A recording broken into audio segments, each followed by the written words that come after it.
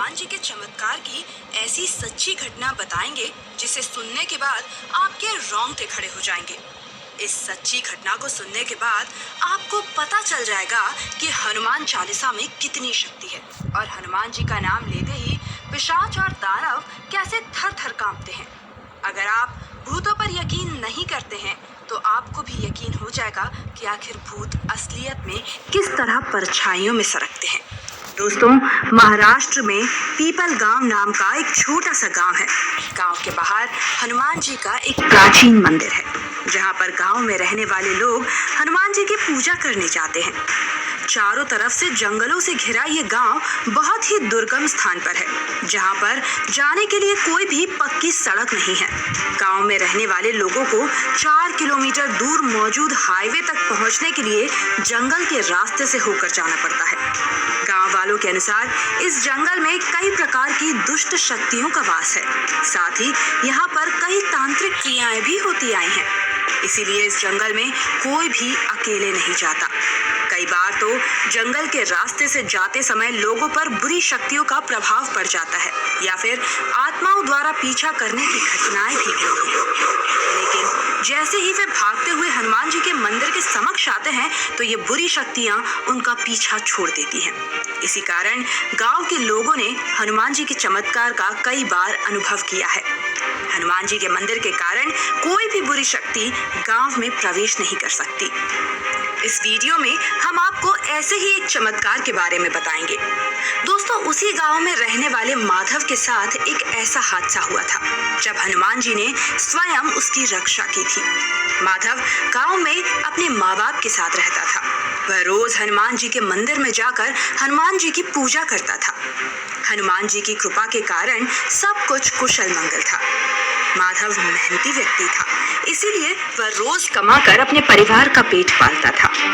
एक दिन माधव के पिताजी को किसी काम से बाहर गांव जाना पड़ा, इसीलिए वे जंगल के रास्ते से अकेले ही पैदल चले गए और शाम को लौटते वक्त वे उसी रास्ते से गांव की तरफ वापस आने लगे।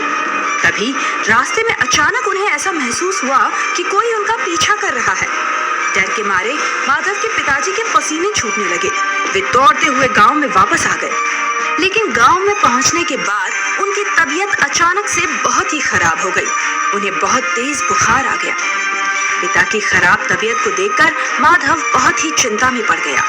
गांव वालों ने माधव को वैद्य को बुलाकर लाने को कहा, लेकिन रात बहुत हो गई थी और जंगल के रास्ते से रात को जाना बहुत ही खतरनाक था।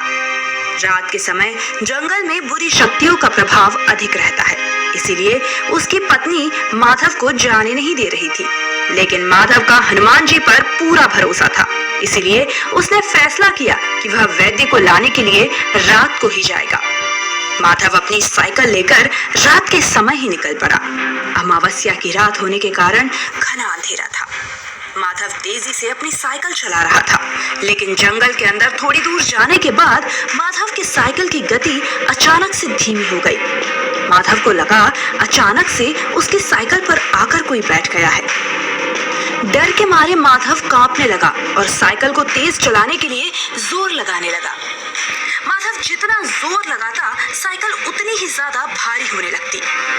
थोड़ी दूर जाने के बाद एक पीपल के पेड़ के पास अचानक जोर से कुछ फूटने की आवाज आई और साइकिल रुक गई। माधव ने साइकिल से उतरकर देखा कि साइकिल का टायर फट गया है। फिर माधव पैदल ही साइकिल को खींचते हुए चलाने लगा। तभी अचानक से उसे किसी ने आवाज लगाई, रुक जा माधव, मैं तुझे आगे नहीं जाने दूंगा। तेरा बाप मेरा दोस्त है और मैं तुझे उसकी जान नहीं बचाने दूंगा। माधव ने पीछे मुड़कर देखा, वहां पर कोई नहीं था। माधव ने कहा, कौन है तुम? सामने आ जाओ और मेरे पिताजी से तुम्हारा क्या काम है? तभी अचानक से एक डरावने चेहरे वाला व्यक्ति माधव के सामने प्रकट हुआ। डर के मारे माधव के पसीने छूट गए। माधव ने चिल्लाते हुए कहा, मेरी रक्षा के लिए हनुमान जी हैं, तुम जो भी हो अभी यहाँ से चले जाओ। यह सुनकर वह प्रेत आत्मा जोर जोर से हंसने लगी। तभी माधव ने अपनी आंखें बंद की और जोर जोर से हनुमान चालीसा का पाठ करने लगा। और फिर अचानक आसमान से एक जोर की बिजली कड़की और जंगल का वातावरण एकदम से शांत हो गया।